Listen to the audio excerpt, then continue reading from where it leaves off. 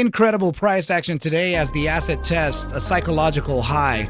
The broader market's bleeding is essentially hindering price ever so slightly, but I have to favor the bulls in this situation as we prepare a macro time frame breakout. Welcome back to the channel on this happy Friday. This is Arca, and let's dive into ticker symbol CLNV. Let's kill him.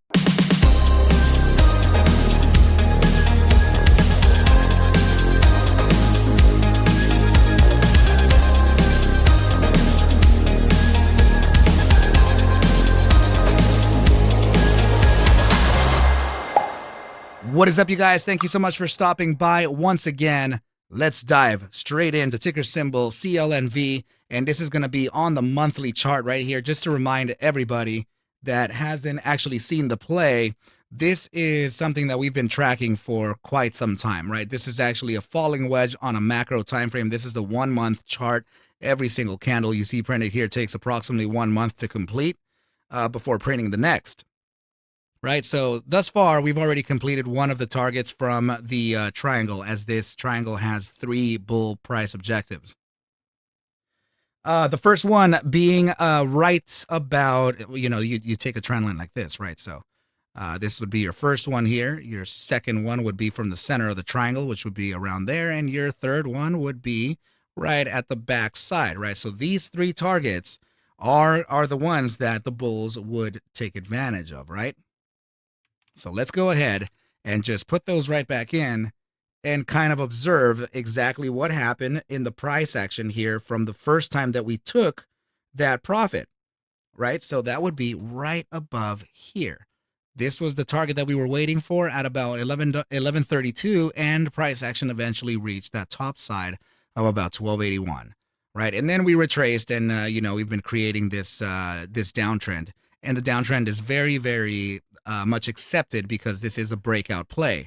So upon breaking out of the topside regression or the resistance, it is common for price action to come back and start validating the newly converted resistance into a support, right? So it looks like the asset was finally ready to get this, to get the validation of support before the upside. Okay, so what I do have to point out here is something very important. If you are new to the channel, of course, you may have heard this. You haven't heard any of this, right? But if you are a regular viewer, I apologize for repeating a couple things here, just to make sure that everyone is on the same page. This is a macro time frame, bullish engulfing candle formation here that would be completed in about 6 days and 18 hours. This is the monthly time, right? So I want to just point out here this bearish engulfing. So it's the inverse of this one here. So this was the bearish side of things, right? And look at the decline here, right? That was a massive decline from, what was it? The high of this candle here ended up being 418, dropping all the way down to about that 186 level, right? So this is incredible. I mean, this is really, that is a massive loss, right? But it is part of the play. It is absolutely the way that this play should be played. And price action is reflecting the traditional trading rules just as they should. And to tell you the truth, this monthly time frame formation, or monthly time frame formations in general, have a high hit rate. Okay, so in this case, you definitely got that breakout from the this is the official breakout candle here, the one that doesn't touch the regression line or the inside of the formation, right? So yeah, we broke out at about 65% to the apex of the triangle, which is typical for these formations to do. And we're coming back to validate that newly converted resistance into support now. And we're heading onwards and upwards, right? So there are the next target here to observe. It could take some time to get up there, seeing that this is a macro play. It would be 1968 to 2511 with a focus on 2197. Okay, so that 2197 target is very unique because it does have a lot of rhyming with other charts as well. So now this is a monthly time frame descending channel now. Okay, so we're, as you can see here, we're in the process of breaking out of this channel now, which is 100% bullish. So I'm giving you a different perspective for a different set of bull investors. Okay, so in this case, yeah, it's looking like we're not only building this, I guess this would be considered a buy formation breakout, right? A bullish buy formation breakout. So combining the bullish formation, the macro time frame one being the descending channel, paired with the bullish engulfing, right? So this bullish engulfing would essentially close, right? And hopefully it can close upside of the bottoms of the support conversion, which would be at about 355. And we're very, very close to that right now. So yeah, price action was lingering around that 355 there for some time, but you can see now why, right? We're holding that support down. But as long as this candle, this green candle, closes anywhere upside of the opening of this prior monthly candle, which is, let's see, the opening right up here in the OHLC, that's your open, high, low, close values. Those are, sorry, and that would be at 250. So anywhere above 250, this candle closing would be, you know, kind of room for the bulls. So, I mean, everything is looking pretty good here too, right? So, yeah, so everything is kind of leaning towards an upside too. In order for us to gain a price objective from this formation, go ahead and take a trend line from the top side of the channel to the very bottom side of the channel, and then apply it to your breakout, to your breakout, I guess, guess, right?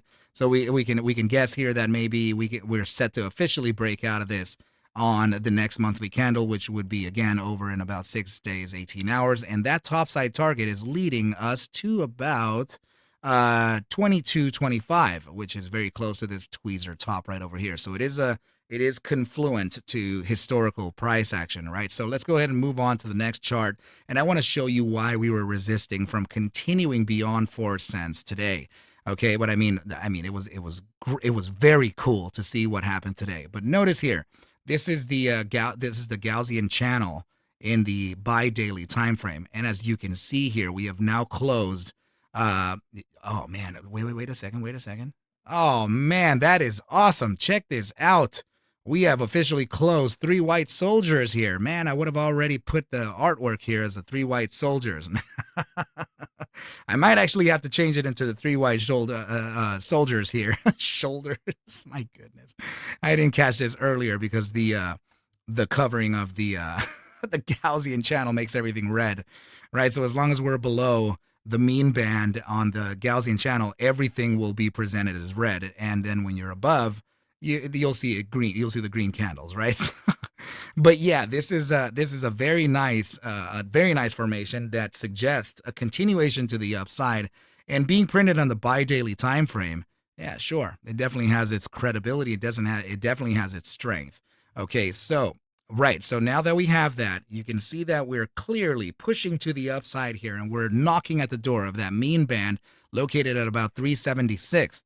It's only a matter of time before this thing breaks out of that mean band and starts testing the top side of around 470, let's see, around 469, right? So that would be very, very interesting for the price. But I want you to look at this, right? Take a look at this.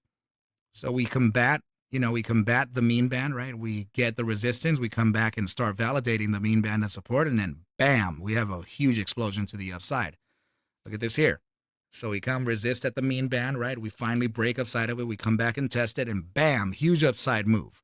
All right, so take a look at here, right? So we finally make it inside of the Gaussian bands. We start knocking at the door of this mean band. We get the resistance. We come back.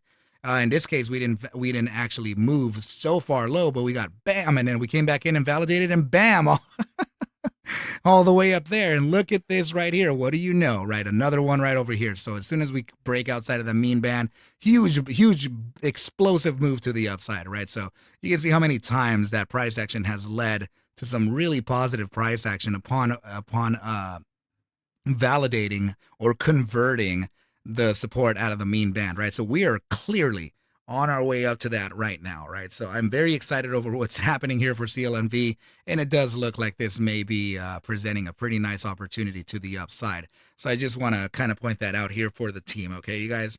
And yeah, so let's go ahead and move on to the next chart. It's already coming into a pretty nice end. Very curious 4-hour candle here. Creating a big fake out, right? This was a 4-hour bearish engulfing. Price action started declining, and it ended up reaching 330 today at the low, right? And then rejection. The bearish engulfing never actually got realized, right? So very, very interesting. Now, let's see here. Do we have anything else of particular interest for us? Well, actually, yeah. I guess for the new viewers, you guys still don't know what I'm observing here, but this is actually a statistical backtest. of historical volatility versus stochastic momentum. In this case, the criteria is any time that volatility has contracted into the critical zone, which is within the 15 percentile, and then has an upside, or in other words, known as expansion, paired with an upside pivot on stochastic momentum. I have taken note of every iteration throughout the entire trading history of the CLNV asset on the, I don't think it was a 12-hour, I think it was a daily. Let me see. Actually, no, yeah, 12-hour time frame back test, right? So let me show you one of these iterations just so you can kind of get that get the idea over how the back test is happening. So from the opening of the bottom side candle, right? So this oh man, I'm gonna have to deviate just a little bit. I notice here that there's a slight okay, so it's the low of this candle here. So let's see, the low was around 680. Let's see if we're at 680. We're very, sorry, that was actually right over here. All right, never mind. We're good. 680. All right, so 680, we get the top side measurement, right? We get the duration of the iteration. So upside thrust versus the duration, and then also the amount of times that the profile of volatility versus momentum have guessed the upside correctly versus incorrectly, right? So you can see here that there are not many that have been guessed incorrectly, right? So, which is very, very curious.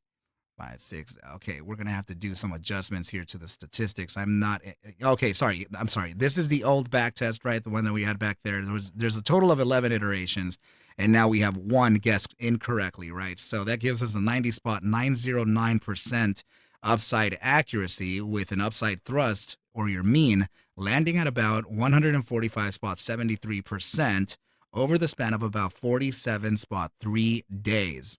Right. So now I have calculated the standard deviation calculations from this. And what you are seeing here is actually the bell curve. This is the distribution chart, right? So out of this mean, we have a standard deviation of 121.62% to the upside. And we also I also calculated the lower bound and upper bound of the first standard deviation. This is your lower bound and this is your upper bound. And this is the 68% of the results being the 121.62%. So every single target here has, every single target has been displayed here on pane or plotted on pane so that you can observe what that can be, right? So the first target here, that actually got realized the first day the signal fired, which is right over here at about 219, I believe it was. Yeah, 219 right here. So we fired it right here, and then right away the next day, the lower bound of the first standard deviation, which is 24.11%, that got realized right away. This was the top side target here, suggesting 273 top, and the candle actually came up to this candle top side. Let's look at the OHLC on top, and that was a high of 280. So we were suggesting 273. The candle came up to 280. And remember, this was already set before it happened, right? So yeah, now we're actually on our way to the 121.62% standard deviation, 68% of the results, which is leading towards a target of about 486. Why does that sound familiar? Well, that's because I think it was the Gaussian band top. Yeah, right over here. Check it out. For just about 481 at the top side of the Gaussian bands, which would be the resistance before we come back and validate the mean band. And just like the other iterations, bam, bam, bam, explosions everywhere, right? So yeah, so just it's meeting, the statistics are meeting very well with price action. All right, so then, yeah, the upside targets after that, 539 being the mean, 145.73%, and then your upper bound of the first standard deviation being the 267.352% move to the upside, leading to a target of around 8 cents. Okay, team, so that is so far what I'm looking at, and observing the RSI, it looks like we may be able to, actually, no, I was going to say a small little downside here, but wow. At least in the momentum indicators, this is not showing any type of downside here. So this may actually resist from a higher target to a newer high, right? Back down to a newer high instead of an old high. So this is really interesting that everything's kind of pointed towards the upside. So yeah, we're in the process of creating a bullish crossover here, 30-minute RSI above the SMA 14, leading towards that gravitational zone where price action can get pulled to the upside. Same situation here on the bi-hourly time frame. This is in fact a little more powerful because we have an upside pivot on both the SMA 14 and the RSI signal. That's pretty good. All right. And then, yeah, look at this 4-hour time frame approaching the gravitational zone with an upside pivot that's likely to get pulled up. And right here on the daily time frame, we've actually pulled back into the gravitational zone of the bull strength, which would just be a bounce to the upside. Look at this 3-day time frame in the gravitational zone of the bull weakness percentile, right? We would get pulled onto the upside from that area here. And this, man, this thing is just clearing every stoplight. Wow. And this is the 5-day time frame breaking outside of the gravitational zone, so it's not in danger of facing any downside here. CLMV is looking quite powerful, and if we did catch that potential opportunity with that downside from the broader markets bleeding, by the way, I commend you, sir. Right, this is a good opportunity to trade. This is a good opportunity for a long position here for this CLMV asset, right? Clean Vision Corporation. Very good stuff in line for this asset, as I do see an upside continuation even still. Okay, of course we have to observe the broader markets because, like today, right, they bled like crazy, and that naturally puts pressure on everything under the sun. Okay, team. So please take whatever I do show and iterate within these videos as just a form of entertainment, as I cannot suggest for you to buy, sell, or hold any assets whatsoever. I need you to do your own due diligence and everything will be cool. With that said, team, I wish you well a very, very good weekend, and I will catch you at the bell on Monday. Adios.